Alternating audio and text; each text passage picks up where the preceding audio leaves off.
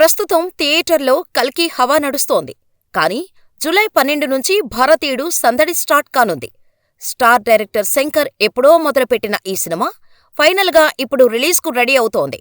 ఈ చిత్రం కోసం కమల్ అభిమానులు చాలా కాలంగా ఎదురుచూస్తున్నారు. ప్రస్తుతం మేకర్స్ ప్రమోషన్స్లో బిజీగా ఉన్నారు.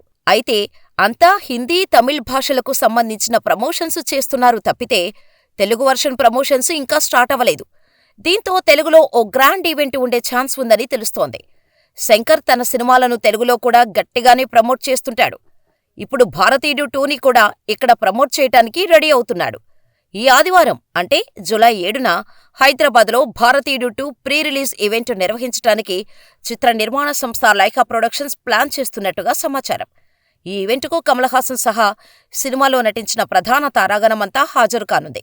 అయితే ముఖ్య అతిథిగా రామ్ చరణ్ వచ్చే ఛాన్స్ ఉందని తెలుస్తోంది.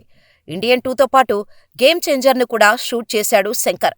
భారతీయుడు 2 రిలీజ్ అయ్యాక గేమ్ చేంజర్ బ్యాలెన్స్ షూటింగ్ పూర్తి చేయనున్నాడు.